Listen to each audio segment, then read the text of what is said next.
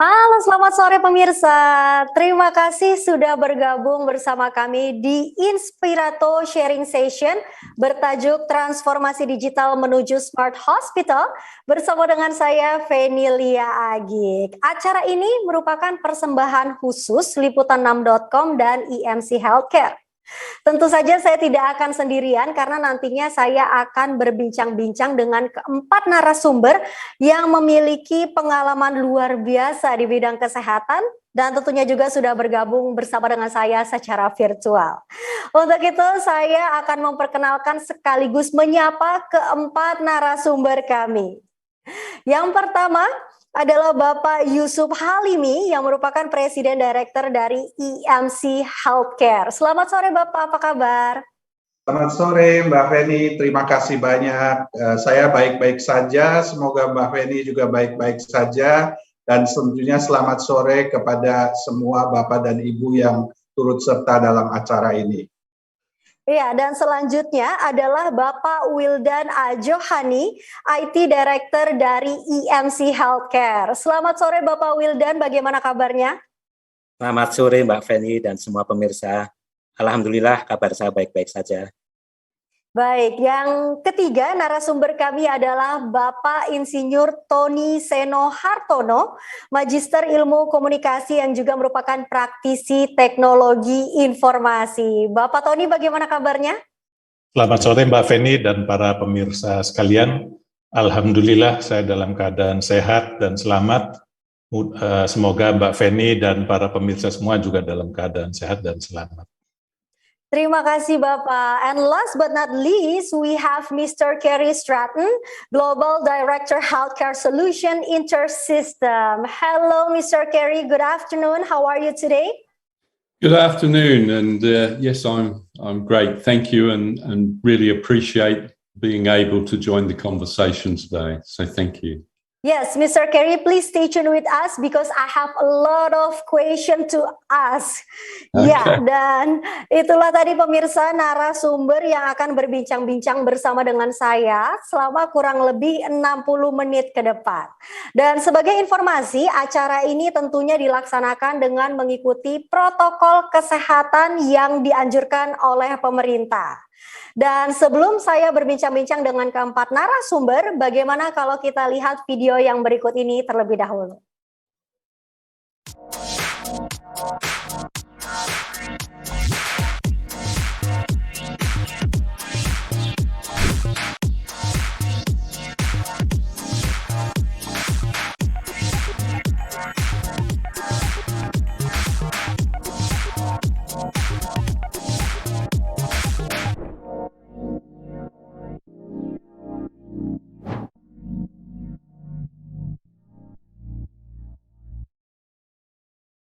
Terima kasih pemirsa untuk tetap bersama kami, dan itu tadi adalah sekilas video dari IMC Healthcare. Tidak usah berlama-lama lagi, langsung saja kita akan mengetahui lebih jauh mengenai IMC Healthcare ini karena saya akan berbincang-bincang dengan Bapak Yusuf Halimi selaku Presiden Director dari IMC Healthcare. Ya, Bapak Yusuf, saya dan juga pemirsa yang sedang menyaksikan Inspirato Sharing Session penasaran nih Pak, apa sih sebenarnya visi dan juga misi dari IMC Healthcare ini? Mungkin Bapak bisa menjelaskan?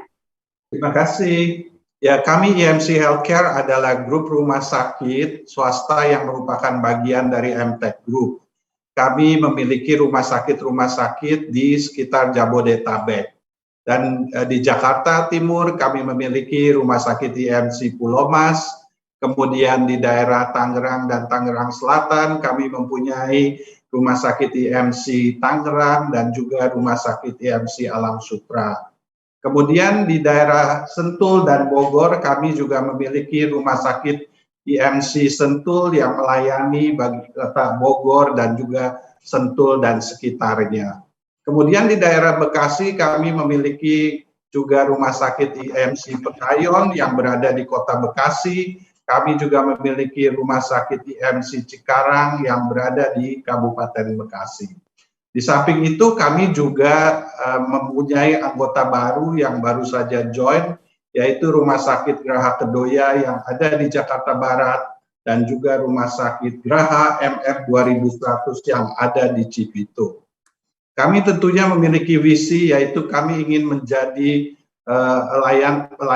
fasilitas pelayanan kesehatan yang unggul dan bisa dipercaya oleh semua lapisan masyarakat, tentunya termasuk juga masyarakat di Indonesia secara keseluruhan, dan kami berkomitmen untuk ikut memperbaiki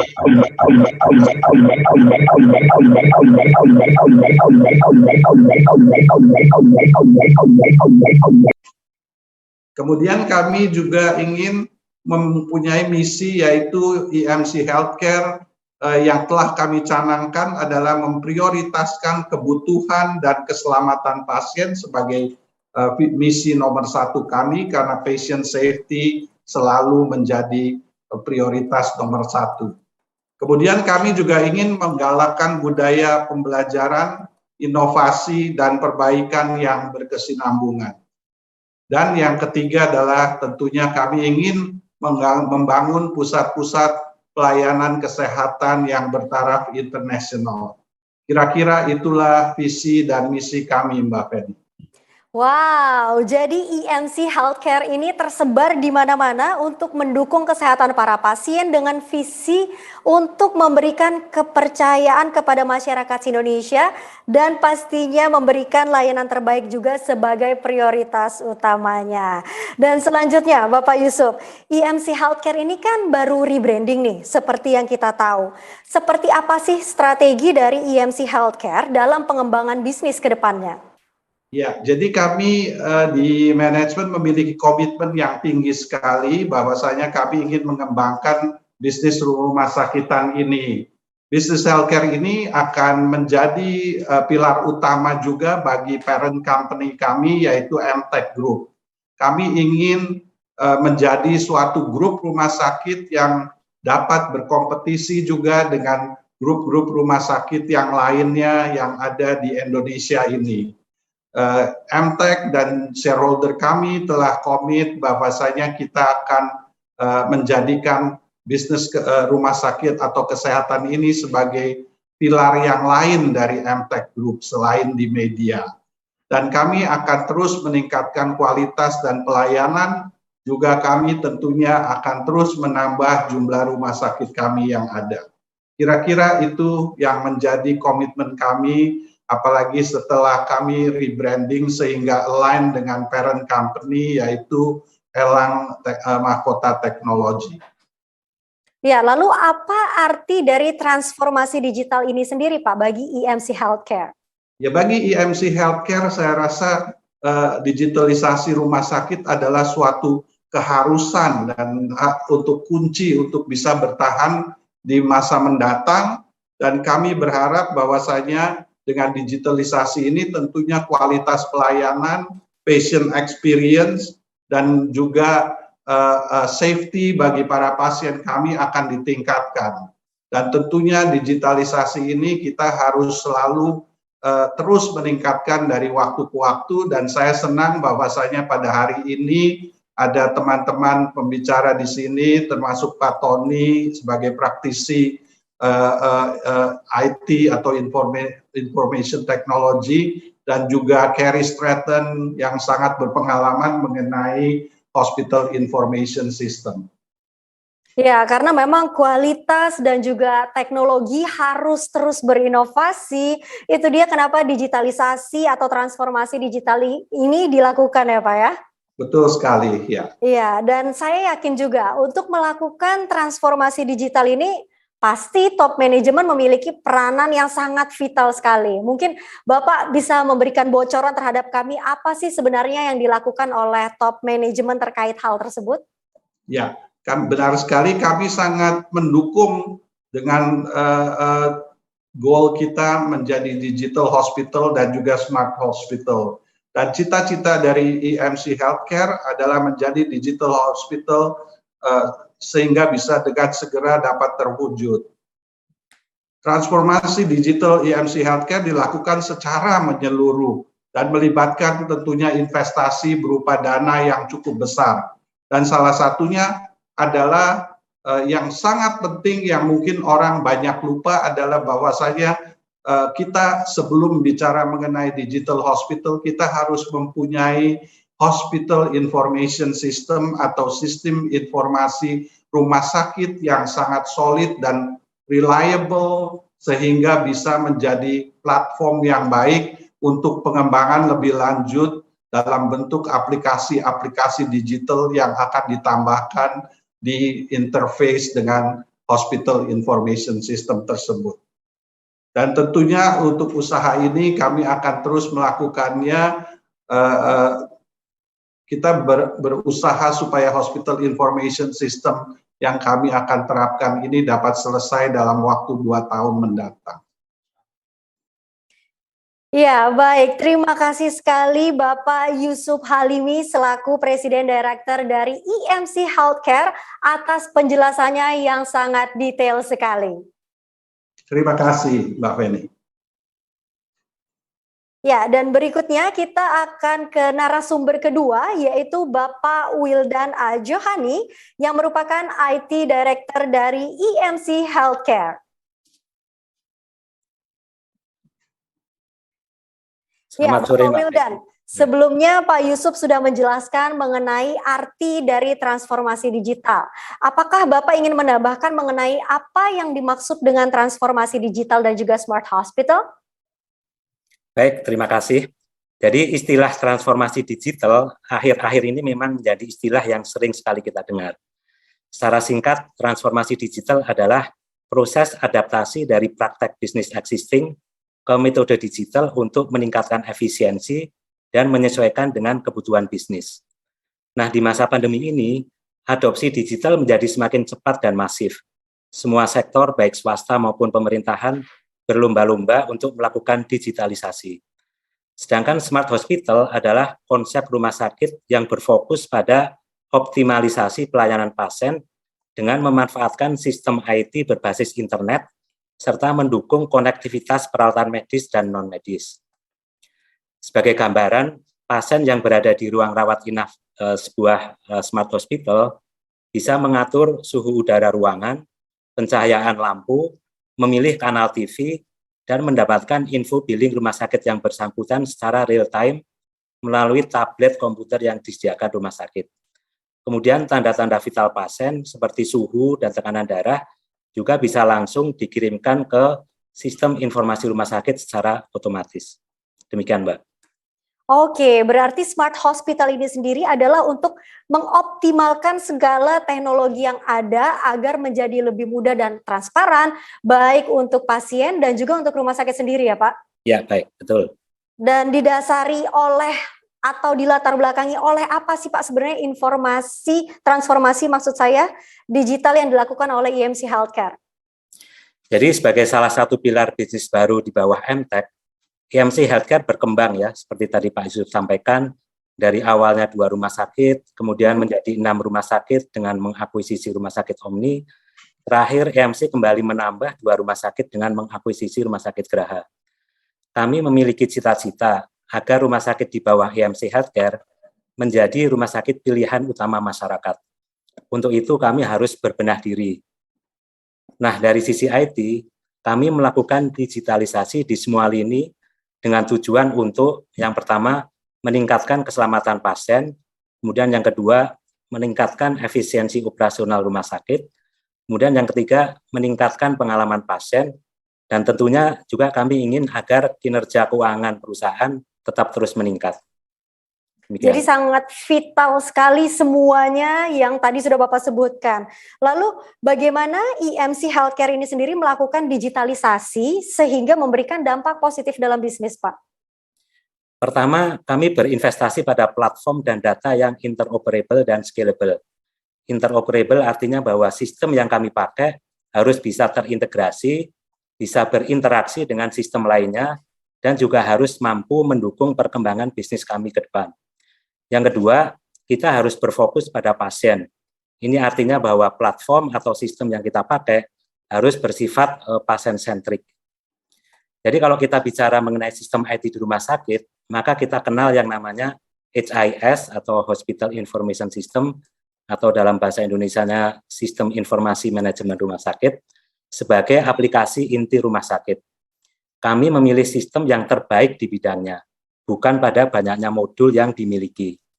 Kebanyakan HIS atau SIMRS itu lebih fokus pada administrasi pasien dan keuangan, namun kurang pada hal-hal klinikal. Padahal kalau kita bicara mengenai rumah sakit, tentunya hal-hal yang terkait klinikal harus menjadi perhatian utama. Demikian. Baik, jadi investasi secara besar-besaran pada platform, pada data, pada sistem, dan juga pada kenyamanan pasien memang sengaja dilakukan. Tapi Pak, transformasi besar-besaran ini pastinya kan memiliki tantangan nih Pak. Mungkin Bapak bisa bercerita kepada kami, apa sih sebenarnya tantangan tersendiri dan juga implementasi dari digitalisasi tersebut pada IMC Healthcare? Baik, ada banyak tantangan ya dalam melakukan digitalisasi di IMC Healthcare. Di antaranya adalah culture diversity atau perbedaan budaya. Jadi IMC Healthcare tumbuh dari hasil akuisisi rumah sakit. Rumah sakit ini tentunya punya budaya masing-masing yang berbeda antara satu dengan yang lainnya. Kemudian juga kita punya legacy system, di mana saat ini dari 6 rumah sakit kami memiliki 3 SIMRS yang berbeda. Kemudian juga tentunya ada tuntutan yang berbeda dari masing-masing rumah sakit, ada proses, formulir, dan juga form yang berbeda-beda dari rumah sakit.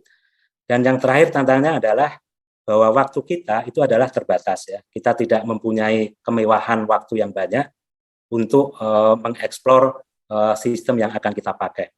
Nah, dari semua tantangan tadi, kami simpulkan bahwa solusinya adalah menggunakan sistem yang centralized dengan single database dan memilih sistem yang sudah proven, yang sudah terbukti kehandalannya, dan menerapkan standarisasi proses untuk semua rumah sakit. Wow, ini tantangan yang luar biasa sekali menurut saya Pak, karena ini benar-benar sulit dan saya yakin sekali ini dilakukan tidak dalam waktu yang singkat. Untuk itu mungkin Bapak bisa menginformasikan kepada kami untuk waktunya sendiri, berapa lama sih Pak waktu yang dibutuhkan untuk implementasinya? Apakah ada target tersendiri? Tentunya ada ya. Jadi saat ini kami sedang dalam tahapan implementasi sistem-sistem tersebut. Diharapkan rumah sakit pertama itu akan go live pada akhir tahun ini. Sedangkan untuk 5 rumah sakit berikutnya diharapkan bisa go live pada akhir tahun depan. Memang ini adalah proyek besar buat kami. Mengimplementasikan digitalisasi di 6 rumah sakit dengan waktu hanya sekitar 26 bulan dari sejak approval, tentunya butuh usaha ekstra. Tapi kami yakin bahwa kami bisa melakukannya sesuai dengan jadwal yang ditentukan. Baik Bapak, semoga saja go live pada akhir tahun ini, kemudian juga akhir tahun depan untuk 5 rumah sakit lainnya dengan segala usaha ekstranya terbayarkan dengan hasil yang positif juga nih Pak. Tetapi saya masih ingin berbincang-bincang dengan Pak Wilda. Sejauh ini Pak, di bidang apa saja IMC Healthcare lakukan terkait digitalisasi? Boleh dibilang kami saat ini sedang melakukan tahapan implementasi untuk semua lini di rumah sakit. Jadi yang utama adalah HIS atau SIMRS sebagai sistem inti rumah sakit sekaligus sebagai sistem rekam medis elektronik. Kemudian juga kami mengimplementasikan sistem financial dan inventory sebagai back office-nya. Terus di sisi laboratorium kita juga akan mengimplementasikan laboratory information system. Kemudian di radiologi kita juga sedang mengimplementasikan PACS. Dan di sisi HR, kami juga saat ini sedang mengimplementasikan Human Resources Information System. Terus dari sisi pemeliharaan aset, saat ini kami juga sedang mengimplementasikan sistem manajemen dan pemeliharaan aset. Ya, seperti yang Bapak jelaskan barusan, kita dengar bahwa hampir semua lini dilakukan perubahan dan juga pemeliharaan. Tentu ini akan memberikan dampak tersendiri bagi para pasien nih Pak. Jadi apa yang akan dirasakan oleh para pasien dengan adanya digitalisasi ini? Jadi pasien tentunya akan lebih mudah dalam mengakses layanan rumah sakit. Misalnya dalam hal pendaftaran dan registrasi pasien untuk rawat jalan. Juga pasien dimungkinkan untuk mengakses hasil-hasil lab, radiologi dan MCO secara online. Bahkan pasien juga dimungkinkan untuk mengakses rekam medis elektronik mereka melalui apa yang kami namakan patient portal. Ke depan juga dimungkinkan secara sistem adanya layanan home care, di mana pasien yang berada di rumahnya bisa tetap dimonitor oleh staf medis kami di rumah sakit. Dan HIS kami mempunyai kemampuan untuk itu semua. Ya, kalau tadi adalah experience yang akan dirasakan oleh pasien. Kemudian bagaimana dari sisi klinis, Pak? Bagaimana digitalisasi ini membantu dokter dan juga perawat?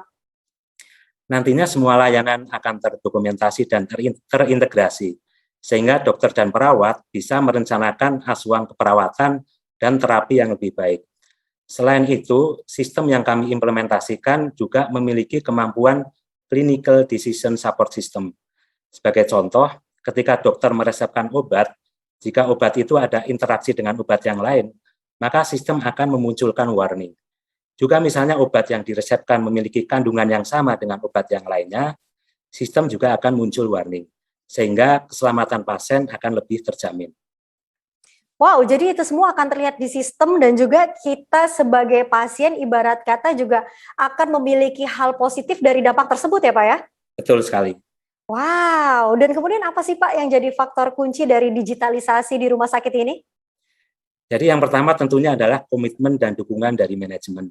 Jadi tidak hanya berupa dukungan sumber daya, baik itu dana maupun tenaga kerja, namun juga mengenai change management. Jadi transformasi digital adalah proses perubahan, sehingga agar bisa mencapai hasil yang diharapkan, perubahan tersebut harus dikelola dengan baik oleh manajemen. Kemudian yang kedua adalah pemilihan sistem dan implementer yang tepat ya. Jadi ada banyak implementasi HIS yang mengalami kegagalan, karena sistem pada akhirnya tidak bisa mengakomodasikan kebutuhan bisnis perusahaan, atau ada juga yang sebaliknya, dari sistem sudah bagus, namun implementernya kurang berpengalaman, sehingga hasilnya juga tidak memuaskan. Nah, kunci sukses yang ketiga adalah melibatkan semua user, baik itu dokter, perawat, staf penunjang medis, dan staf lainnya dalam implementasinya. Harus diingat bahwa akhirnya pengguna sistem adalah mereka-mereka tersebut, bukan dari staf IT. Jadi komitmen dan dukungan secara keseluruhan tentu memiliki kunci besar atas kesuksesan transformasi ini, Pak. Dan tentunya juga adalah dalam pemilihan partner nih, Pak.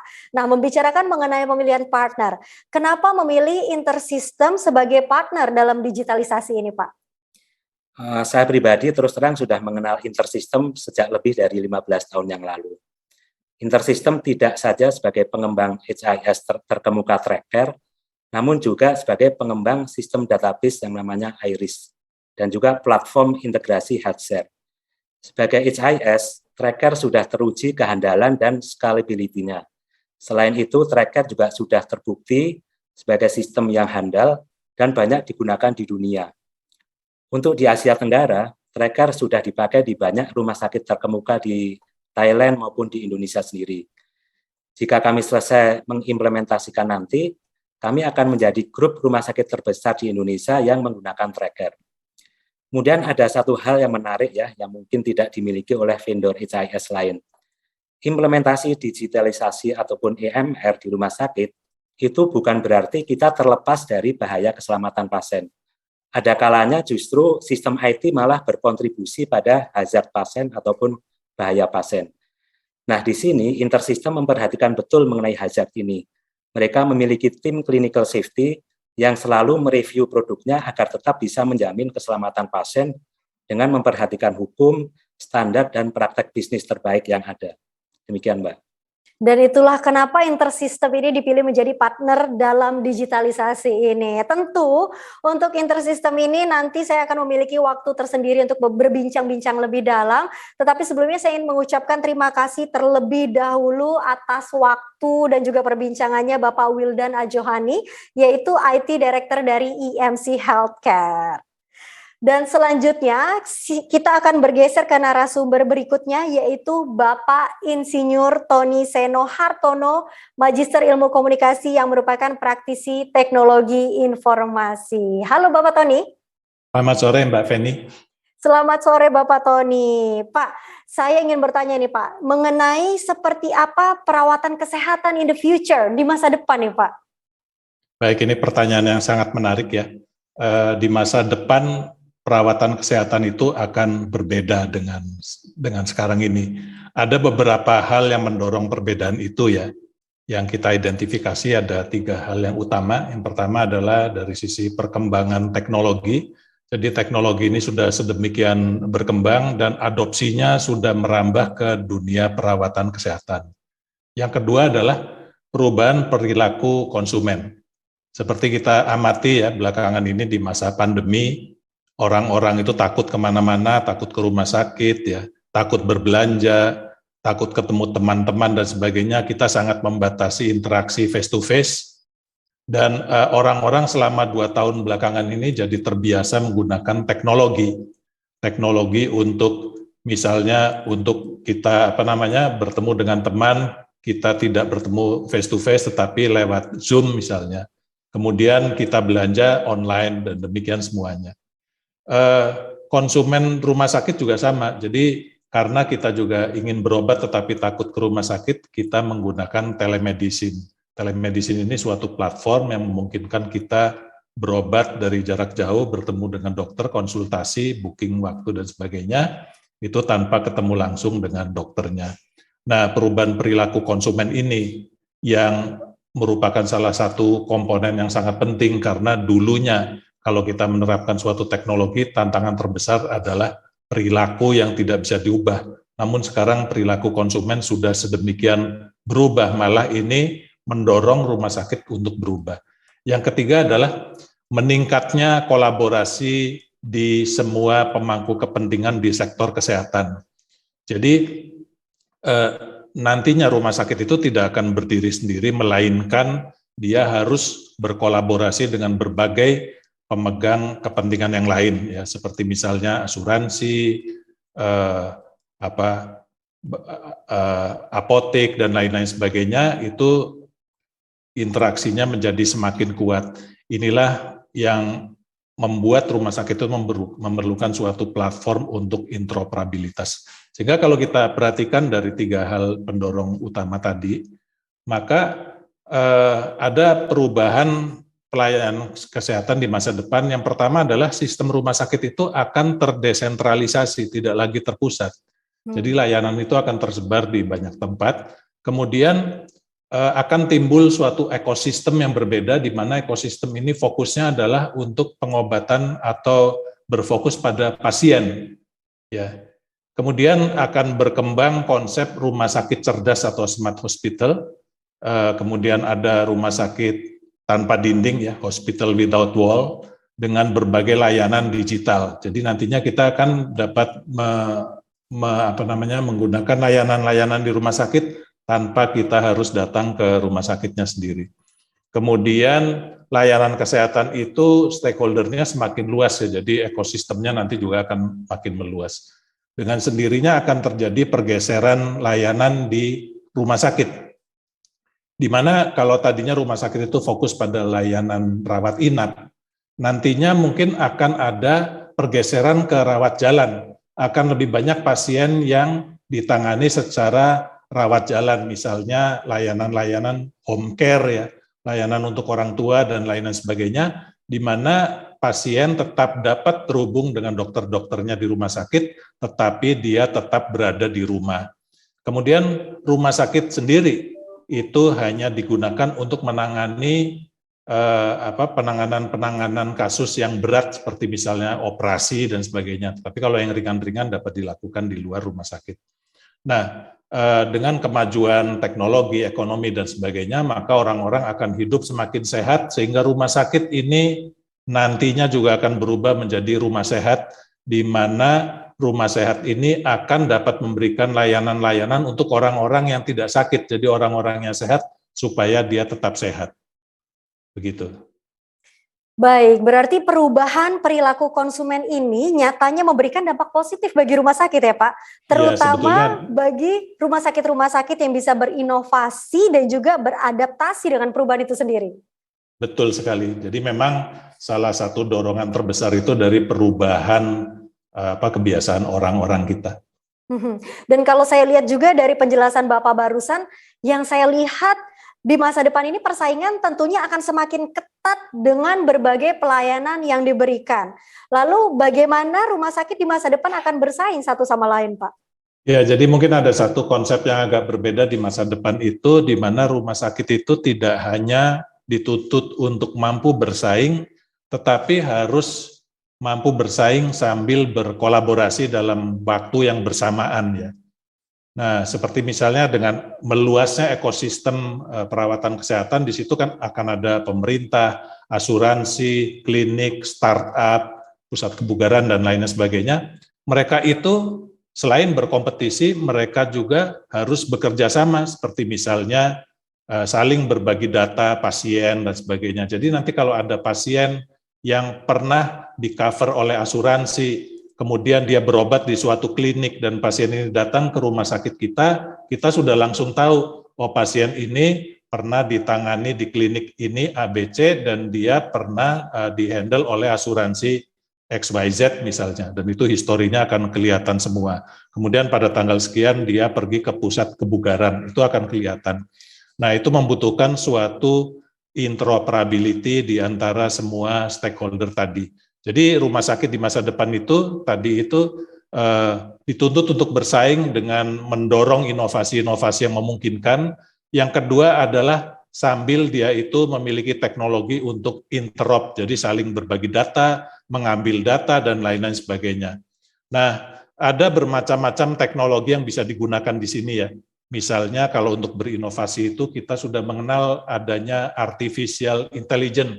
Nah, di dalam rumah sakit yang serba digital ini, AI ini atau artificial intelligence atau kecerdasan artifisial itu dapat digunakan dokter untuk membantu meningkatkan akurasi diagnosa dengan memberikan semua informasi yang relevan terhadap kondisi si pasien. Jadi dengan adanya konsep rumah sakit pintar seperti ini dan didukung oleh AI, nanti ada pasien datang ke rumah sakit, dia baru bilang bahwa kenapa ya dokter jantung saya suka berdebar, maka dokter itu sudah langsung tahu, oh ini berdebar karena misalnya ada indikasi sakit jantung ini, karena pernah makan ini, karena kemarin misalnya ada kejadian ini, seperti ini, dan sebagainya.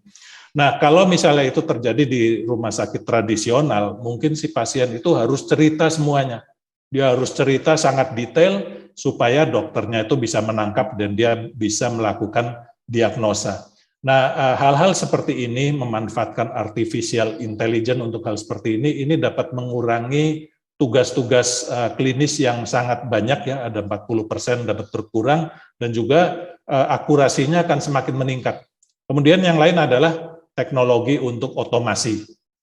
Teknologi otomasi untuk menggunakan proses robotik ya, sehingga di sini misalnya pengisian form dan sebagainya itu tadinya diisi secara manual, ini dilakukan secara otomatis. Kemudian ada teknologi namanya Internet of Medical Things. Nah, dengan teknologi seperti ini, maka si pasien itu kondisi vitalnya itu akan selalu dapat dimonitor selama 24 jam, tidak peduli pasien itu berada dimanapun. Nah, tadi itu teknologi untuk melakukan inovasi. Jadi tadi inovasi itu membantu untuk bersaing. Tapi ada kebutuhan yang kedua di mana rumah sakit itu juga harus dapat melakukan interoperabilitas ya. Nah, sehingga ada beberapa teknologi di sini dapat digunakan seperti misalnya application programming interface ya.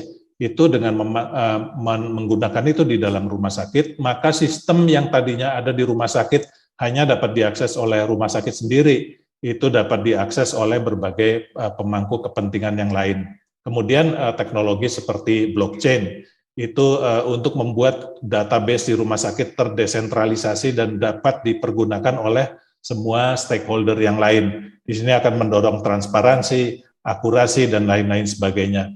Jadi kalau misalnya kita manfaatkan ini untuk smart hospital, maka kalau kita berobat di rumah sakit A, besoknya berobat di rumah sakit B, besoknya lagi di rumah sakit C, mungkin kotanya berbeda, grupnya berbeda, rumah sakitnya juga berbeda, data kita tetap bisa diakses dan tetap kelihatan oleh dokter yang menangani meskipun dokternya juga berbeda-beda. Kemudian dari interoperabilitas ini juga kita bisa dorong fungsi-fungsi seperti telemedicine ya, di mana orang bisa berobat dari jarak jauh dengan dokter yang mungkin berada dari yang berasal dari berbagai rumah sakit. Dan di sini teknologi seperti smartphone dan sebagainya itu akan sangat terpakai. Mungkin itu ada Jadi bagaimana rumah sakit itu bisa berkompetisi, ya jadi rumah sakit di masa depan itu selain berkompetisi juga berkolaborasi dengan teknologi-teknologi tadi. Oke, jadi semuanya harus terkoneksi dan lagi-lagi hubungan semuanya itu sangat besar dengan teknologi ya Pak? Betul sekali, karena konsep smart hospital itu berbeda dengan rumah sakit sekarang, di mana rumah sakit sekarang itu semua kelengkapan itu ada di dalam kompleks rumah sakit.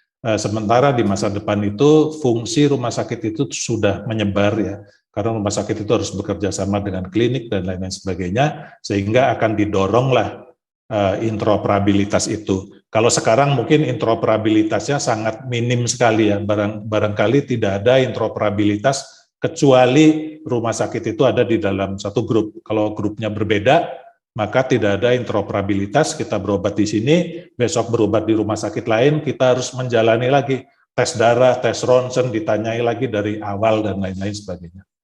Iya, dan tadi juga Bapak sudah sempat menyebut mengenai blockchain. Memang kalau kita membicarakan blockchain ini sendiri sangat memudahkan sekali semuanya. Tetapi sebenarnya bagaimana sih Pak penerapan teknologi tersebut mengubah cara rumah sakit dalam beroperasi? Iya, jadi ini blockchain itu adalah satu teknologi yang dapat diterapkan dimanapun, salah satunya adalah di rumah sakit.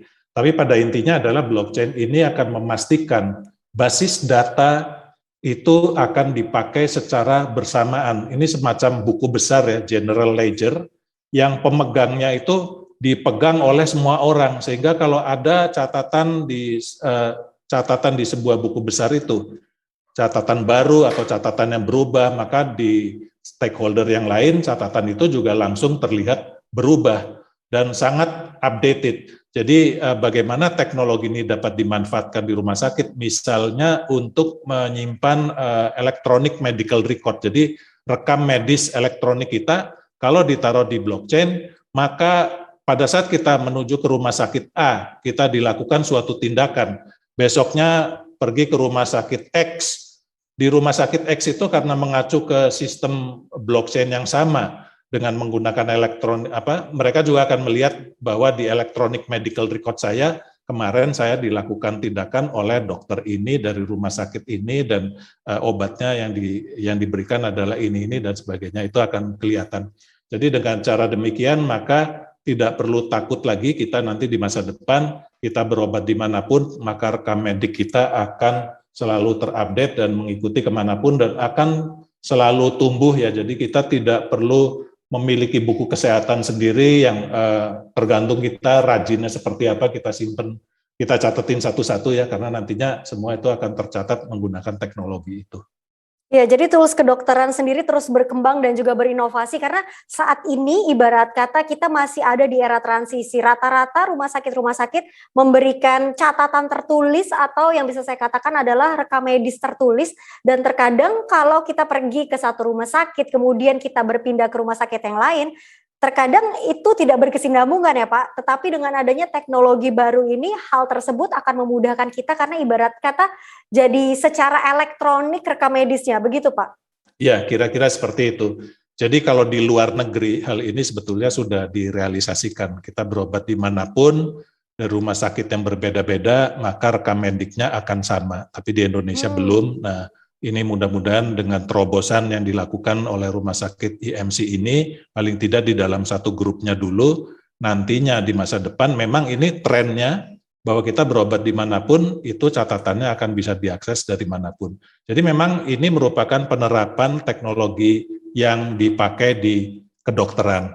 Kalau kita lihat bahwa sebetulnya banyak sekali fitur-fitur teknologi di luar itu yang dapat diterapkan.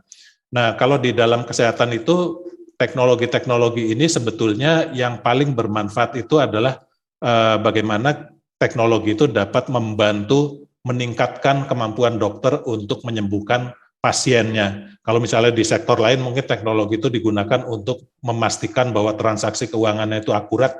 Kalau di sini digunakan untuk meningkatkan kemampuan dokter untuk menyembuhkan pasien misalnya. Kalau tadi teknologinya blockchain misalnya membuat elektronik rekam medik atau misalnya catatan pasien itu sama di semua rumah sakit, maka ada teknologi lain seperti artificial intelligence. Nah, ini menarik sekali karena AI itu sangat bisa membantu meningkatkan akurasi dari diagnosanya dokter.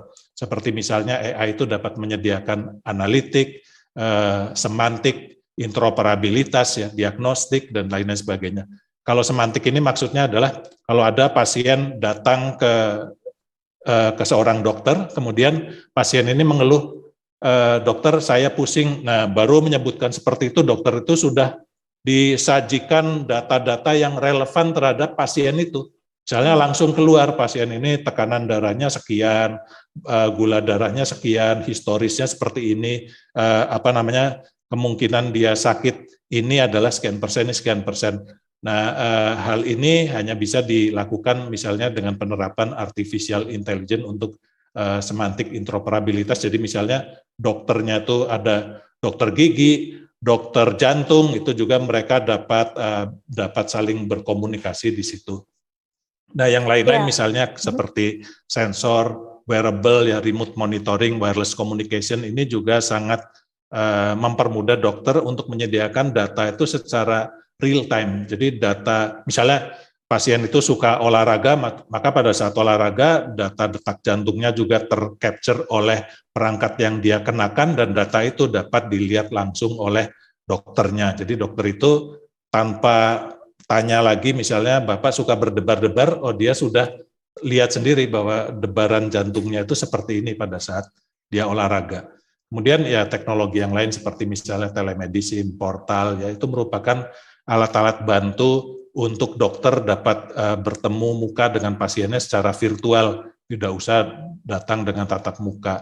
Kemudian kalau misalnya dulu kita kenal ada pasien-pasien yang mungkin tidak bisa disembuhkan atau sangat sulit disembuhkan, sekarang kita bisa melakukan genomic sequencing, ya, jadi menggunakan informasi genomik seperti itu, maka dokter juga bisa mengetahui bahwa mungkin sakit ini bisa diobati dengan cara demikian-demikian. Nah, ini adalah beberapa teknologi yang sangat membantu dokter ya untuk mengobati pasiennya secara lebih baik.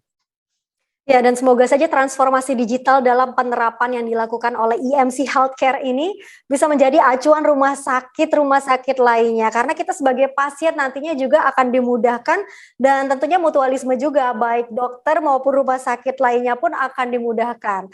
Tetapi Pak, satu lagi pertanyaan saya terakhir dengan Bapak. Ada tidak sih Pak penelitian yang menunjukkan apa yang diharapkan oleh para pasien di masa depan dalam rumah sakit?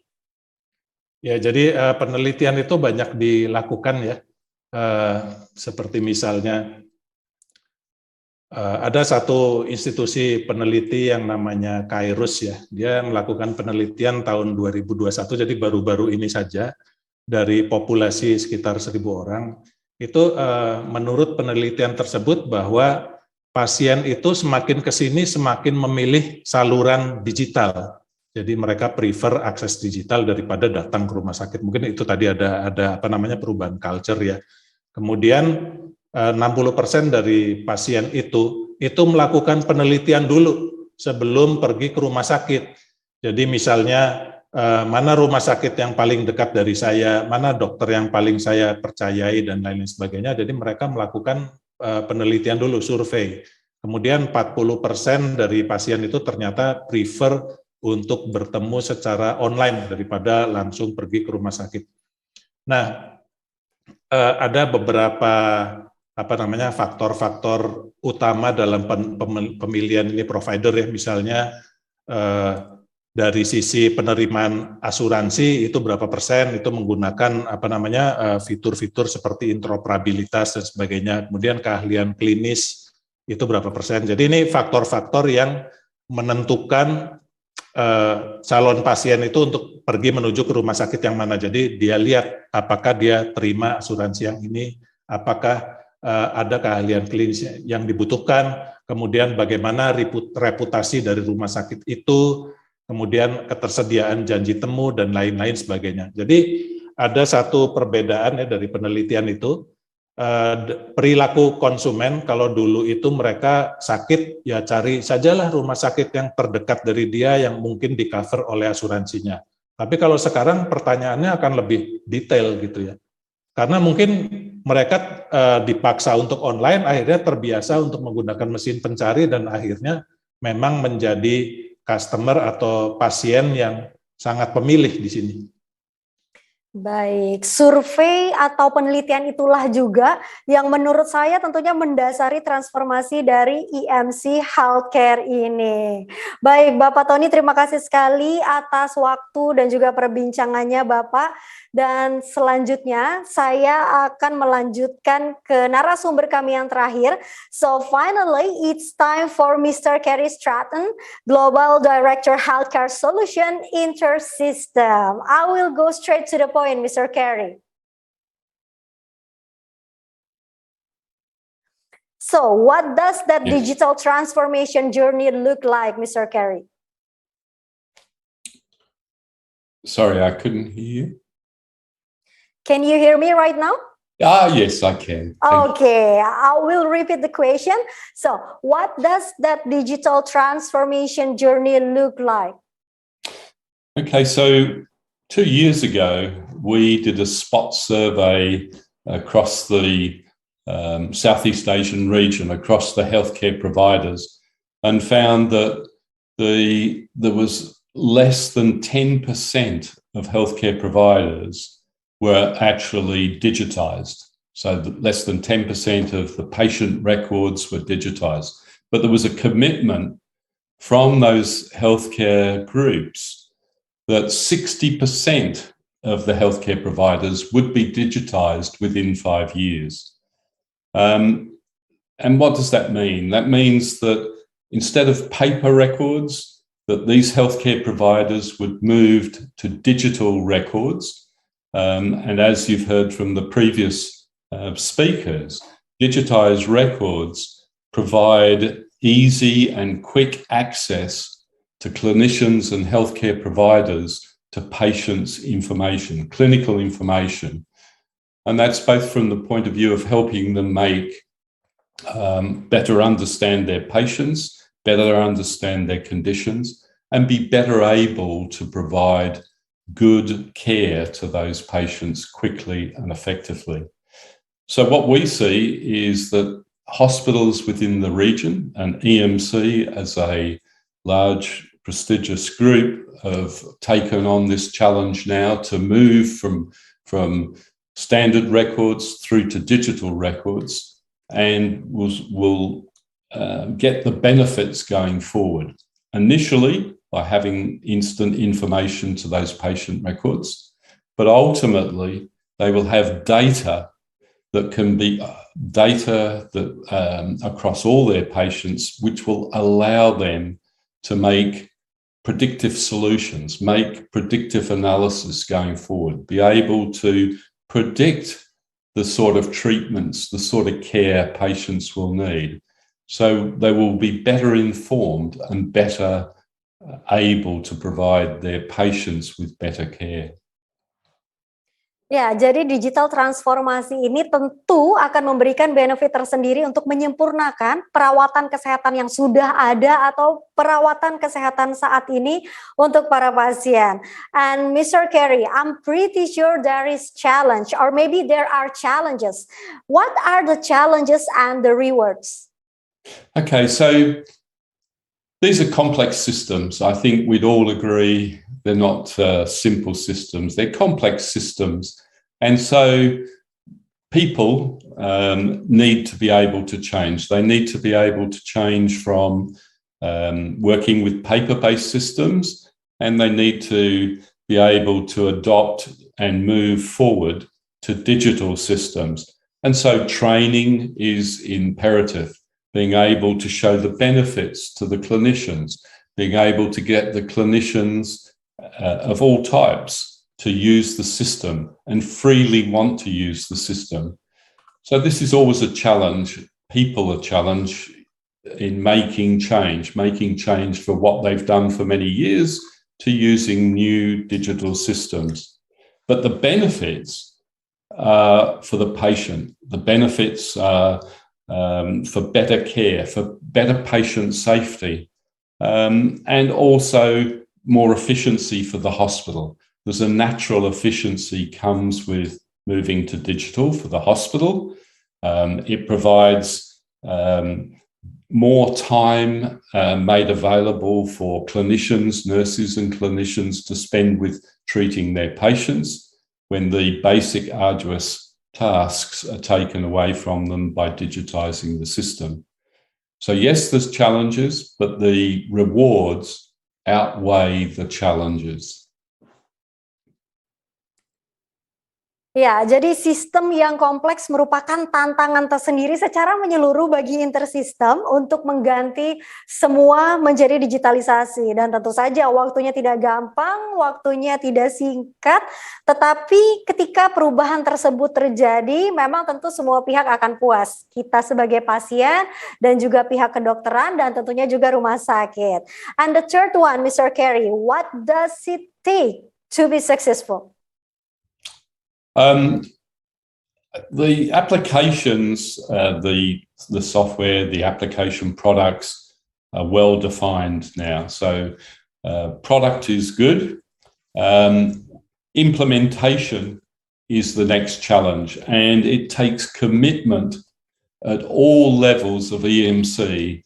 That's both right at the top, at the CEO, the president level, right down through all of the management, the clinicians, the nurses, all the way through the entire group, the hospital group, to be committed to making it successful. So we InterSystems will work with EMC, management and staff at all levels in order to get this system implemented in the way that's of benefit to the management, to the staff, to the clinicians, and ultimately to the patients. So what does it take to be successful? It takes commitment from everybody involved to get the system installed and up and running in a quick and efficient manner.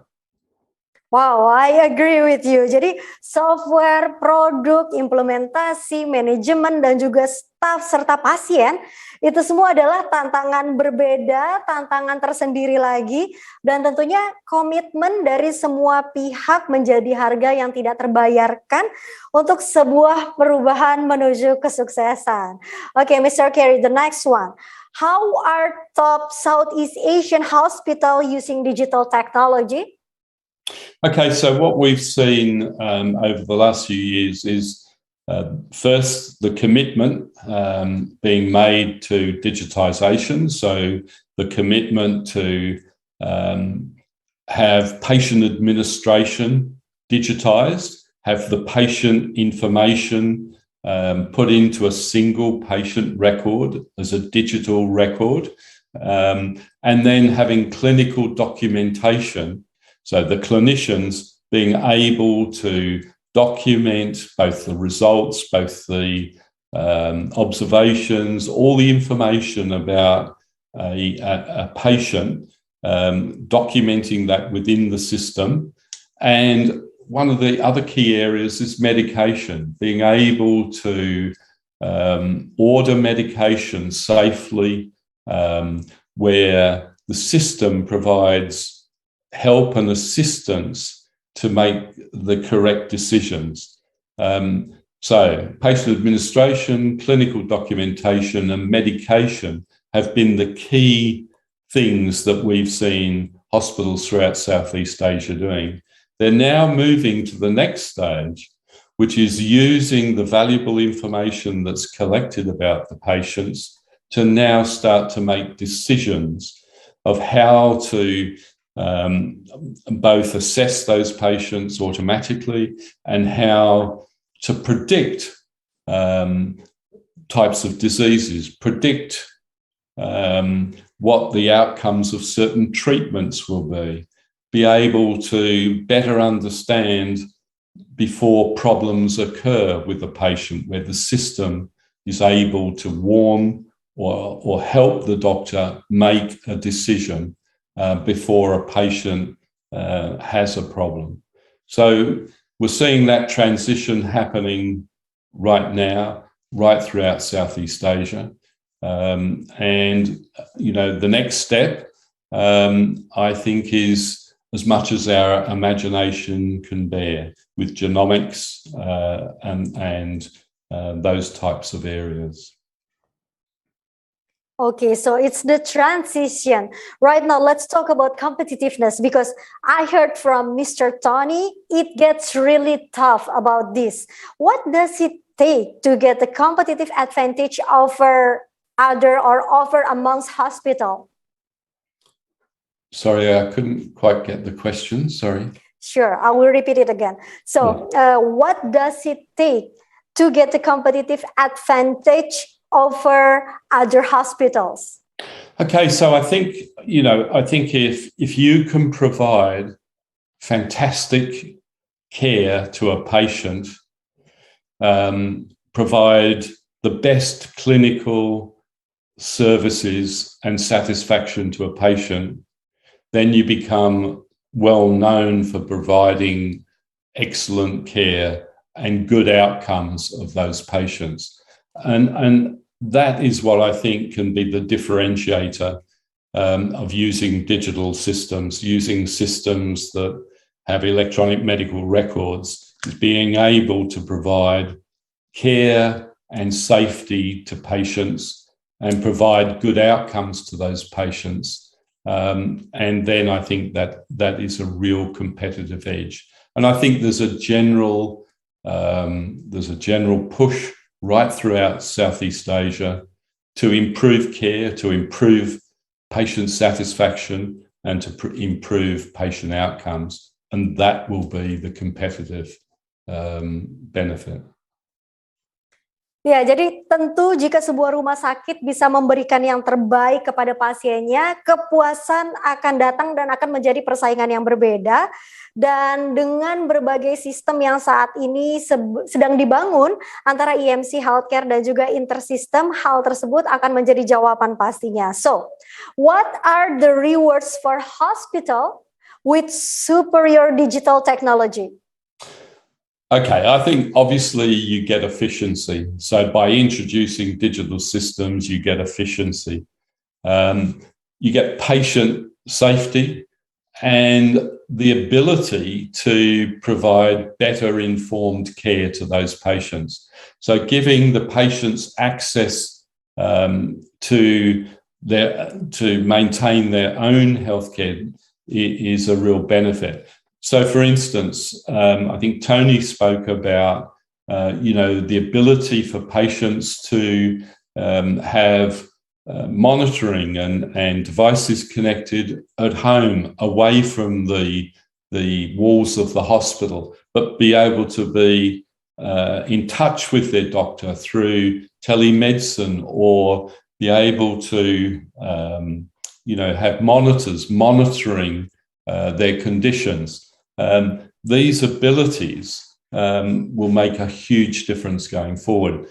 With EMC on this path, their initial their initial goal is to get all the information about the patient digitized, but then it opens up to being able to provide care at all levels, and not just in the boundaries of the hospital, but beyond the walls of the hospital. And I think could be the real benefit in the long term. Ya, jadi intinya efisiensi adalah segala hal sebagai jawaban dari reward dengan digital teknologi yang sedang dikembangkan saat ini. Thank you so much, Mr. Kerry Stratton from Intersystem. But would you like to add something for your closing statement? I think EMC are just starting on their journey of digital transformation by introducing Intersystems TrackCare. The initial stages will provide them new digital methods which will increase their efficiency, improve patient care and satisfaction, whilst allowing them to better keep up with the rapidly changing demands that we see in healthcare. It's goodbye to paper records and hello to things like artificial intelligence and predictive analytics, being able to make valuable use of EMC's growing health data assets. And so I think the future will be in the data that's collected and EMC's ability to use that data to really assist their patients, their healthcare clinicians at all levels. But the overall outcome will be a greater benefit to their patients. All right, thank you so much, Mr. Carey, for your closing statement and also for joining us. Stay healthy and see you in another time. Thank you very much. Ya, dan selanjutnya Bapak Insinyur Tony Seno Hartono, Magister Ilmu Komunikasi, boleh menambahkan closing statement-nya secara singkat.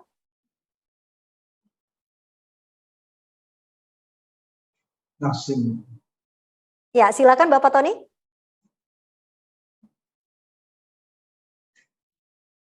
Ya, teknologi berkembang tanpa hambatan, meningkatkan efisiensi dan mendorong inovasi. Banyak kendala sekarang sudah disingkirkan oleh masyarakat yang menginginkan digitalisasi. Transformasi digital didorong interoperabilitas, mengubah sistem tradisional menjadi tanpa batas, mengubah rumah sakit menjadi rumah sehat yang smart, menyembuhkan yang sakit dan menjaga yang sehat. Demikian closing statement saya, terima kasih. Terima kasih Bapak Tony, dan berikutnya Bapak Wildan Ajohani boleh memberikan closing statement-nya.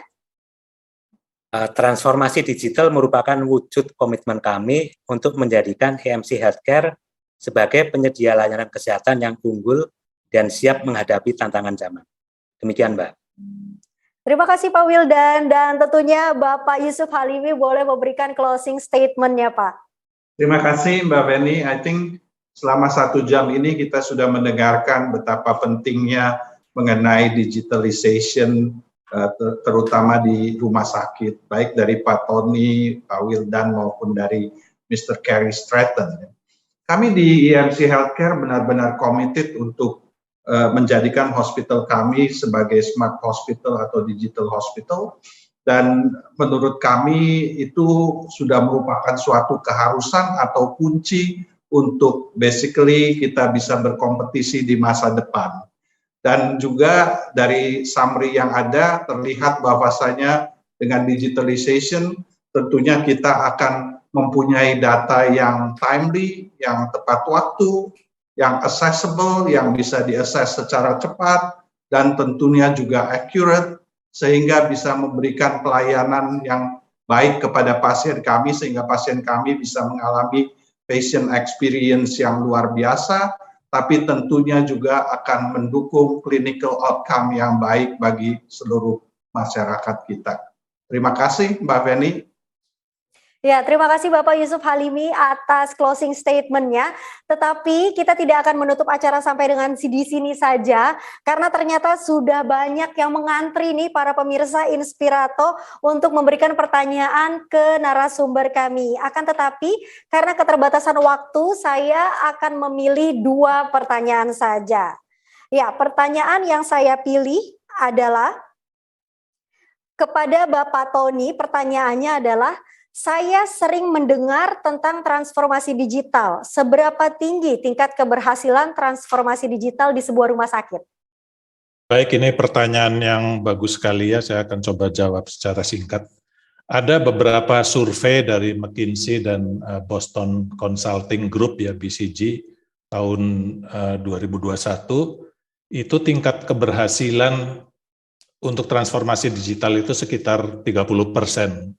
Jadi memang tidak tinggi, ada beberapa faktor yang mampu meningkatkan faktor keberhasilan ini ya, faktor keberhasilan dari digital transformation ini. Yang paling utama itu adalah komitmen dari leadership-nya, itu memakan sekitar 80%. Kemudian bagaimana misi, visi, dan strategi yang baru itu diimplementasikan. Setelah itu ada bagaimana culture dari SDM yang ada di organisasi itu dapat diubah ya untuk bekerja secara digital. Yang terakhir adalah bagaimana seluruhnya itu dapat dikerjakan secara transparan. Ya baik, terima kasih sekali Bapak Tony atas jawabannya, dan pertanyaan selanjutnya dari pemirsa Inspirato adalah untuk Bapak Wildan. Pertanyaannya, apakah sistem rumah sakit IMC sudah terhubung dengan alat medis?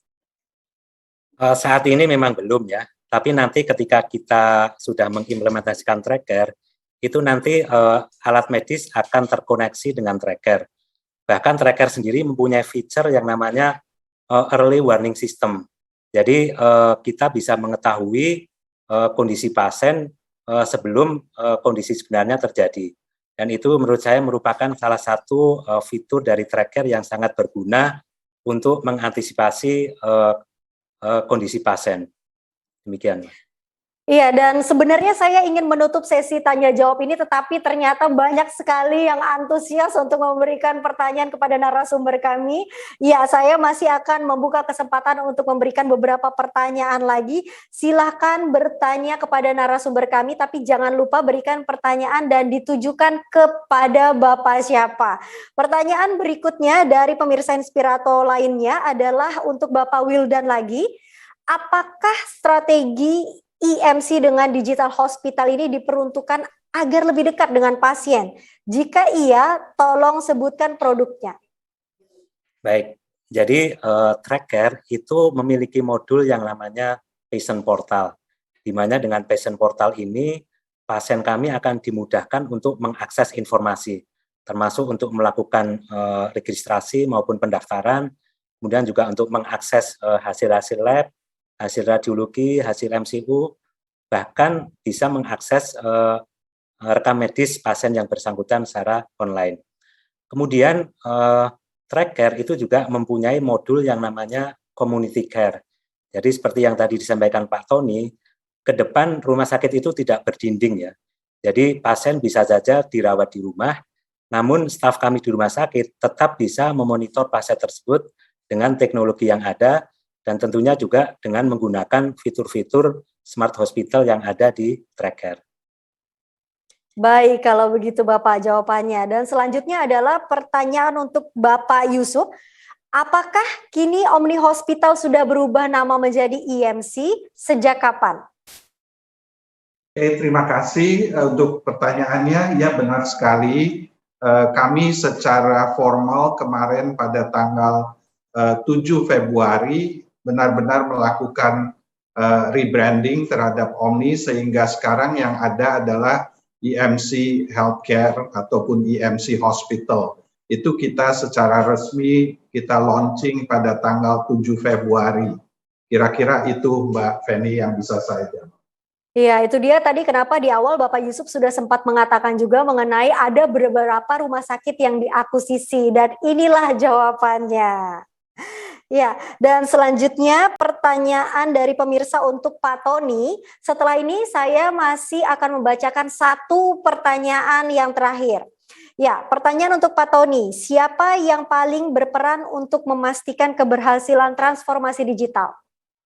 Ya, transformasi digital ini namanya saja transformasi digital, tetapi sebetulnya faktor utamanya itu bukan teknologi digital ya.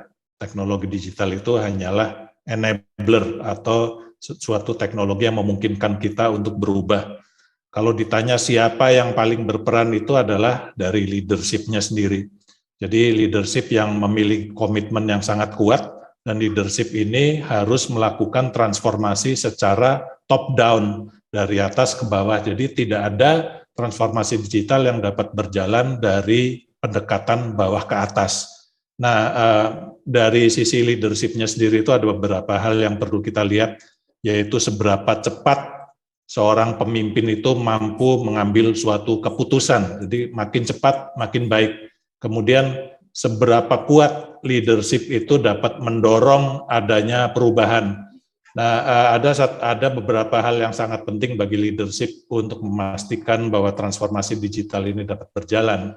Yang pertama adalah perubahan dari mindset-nya sendiri. Kalau pimpinan lama biasanya itu fixed mindset ya, takut berbuat kesalahan, takut mencoba-coba, sementara yang baru itu adalah growth mindset, jadi harus selalu berinovasi, mencoba-coba hal-hal yang baru. Kemudian pimpinan itu juga harus memiliki gaya komunikasi yang terbuka, yang bagus ya, memastikan setiap karyawan, setiap staf itu mengetahui apa yang akan dilakukan, kemudian mengetahui perubahan misi visi dari organisasi itu seperti apa, role mereka itu bagaimana untuk tetap bermain dalam satu tim ya, kemudian mendorong perubahan dan inovasi.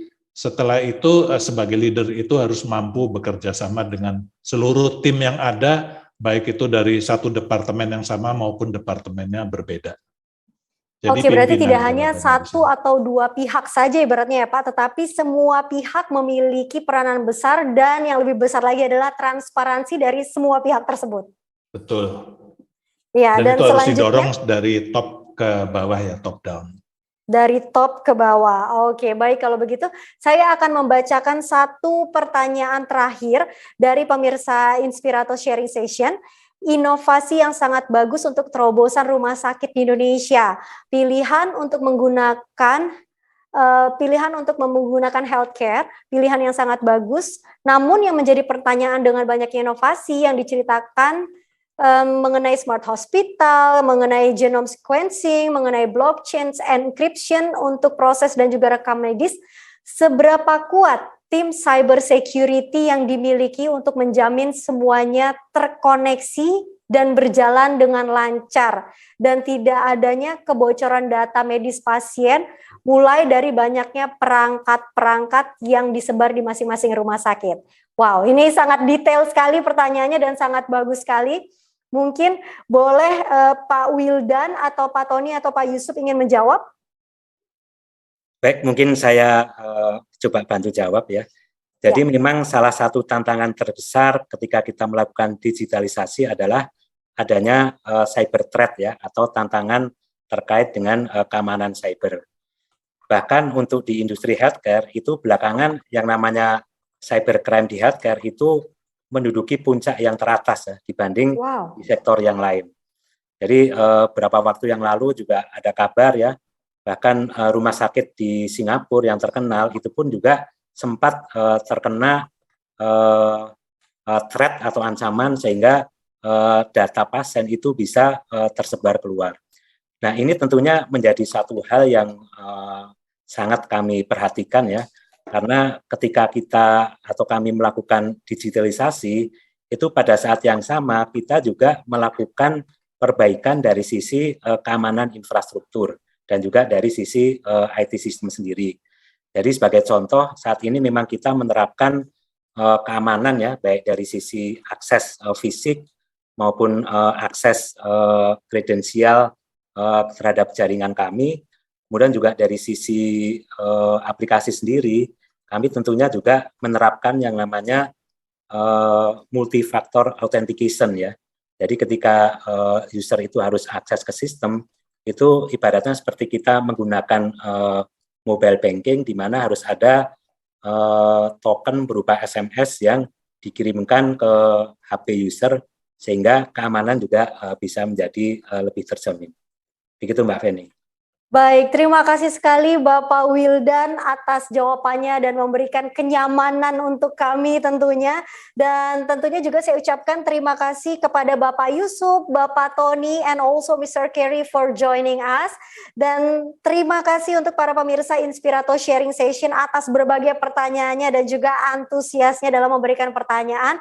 Tetapi saat ini waktu kami sudah habis, kita sudah sampai di penghujung acara. Semoga saja pemirsa Inspirato Sharing Session mendapatkan manfaat dari obrolan kami ini, karena teknologi yang terus berkembang, layanan kesehatan pun juga harus berkembang untuk memberikan pengalaman terbaik bagi para pasien yang tadi sudah disampaikan juga oleh para narasumber kami. Apabila membutuhkan informasi lebih lanjut, dapat menghubungi kontak center di 021-2977-9977 dan website di www.emc.id dan Instagram kami di @rs.emc dan kami juga memiliki Facebook dan juga YouTube di RS IMC. Sekarang saatnya saya Feni Lia Agik pamit undur diri. Sampai jumpa lagi di Inspirato Sharing Session dalam topik lainnya. Selamat sore.